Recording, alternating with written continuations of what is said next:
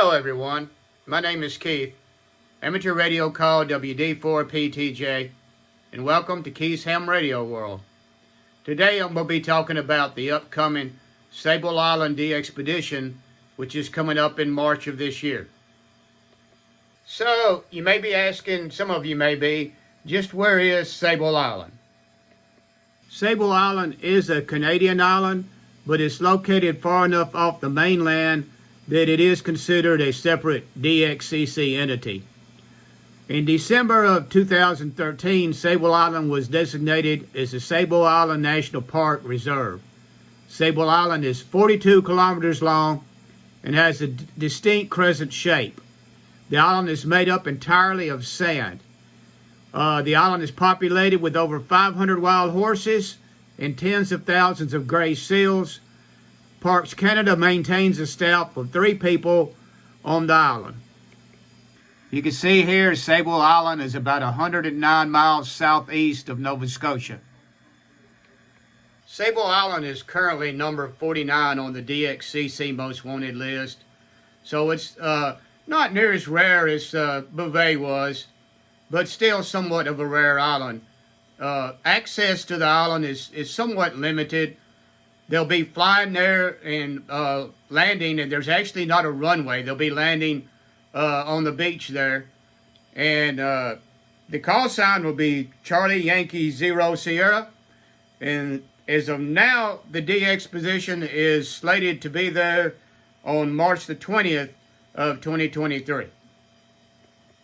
Okay, here's the band plan for the Sable Island Dxpedition. These are the frequencies as of now that they plan on working. One thing you may notice right off the bat is this 40-meter phone frequency of 7.075. You may or may not know, but this being a Canadian island, Canadian hams have 40-meter phone privileges much lower on 40 meters than U.S. hams do. So that's where they will be transmitting at. Everything is going to be split. As with any Dxpedition, they will be working split. But on this 40 meters, it's much like when you hear some hams from Europe or Canada during contests. They will give you a frequency. It won't just be 5 to 10 or 10 to 20 up. They'll give you a frequency that probably a frequency range that they're listening on. It might be 7.220 to 7.230 on 40 meters. And that's where they'll be working. So make sure you listen, and whatever you do, don't forget, if you're a U.S. ham, not to call them on this frequency.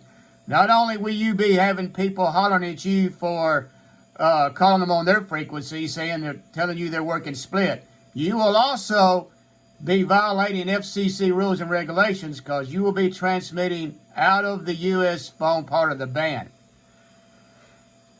Okay, and here are some VHF frequencies on 6 meters you see there. And as I see that, that's all going to be FT8. 2 meters, they'll be doing EME, they'll be doing moon bounce, they'll be doing some FT8, and some sideband in CW. And you see the frequencies there.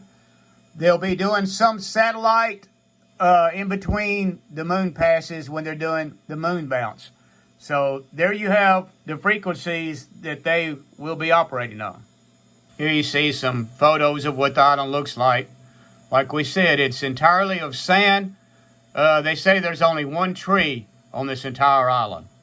And like I said earlier, they'll be flying to the island. Won't be any boat involved on this Dxpedition. They will be flying there, and the plane actually lands on the beach. There's not a paved runway there. Some of the horses that are there on the island.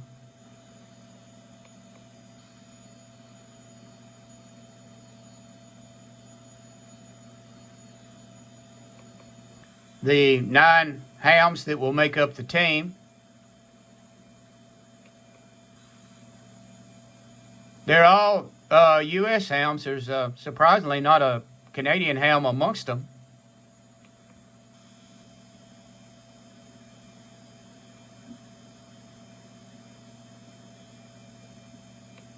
So there you have some general information about the Sable Island Dxpedition coming up. I believe they plan on being there for maybe about 10 days.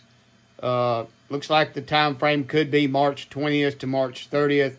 That could change. I'm going to put a link, try to put a link to their website in the comments so you can go to the website and follow what new information, what new news they may post there. Of course, they're asking for donations. This Dxpedition is going to cost about $75,000, about a tenth of what it cost them to go to Bouvet Island. And this shouldn't be, hopefully, as much of a problem for U.S. hams to hear as Bouvet was. This shouldn't be that much of a problem, as close as they are to North America. All of us here in Canada and the United States and in Mexico and Caribbean, we should be able to hear them.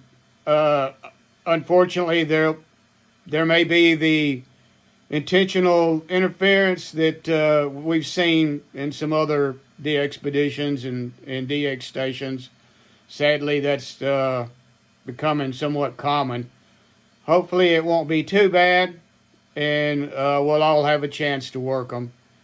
So there's what I have so far on this Dxpedition. So hopefully maybe you'll get a chance to work them and add them to your list of DXCC entities worked. Until next time, if you like this video, be sure to hit the like button, and you're welcome to subscribe to the channel. 73, everyone.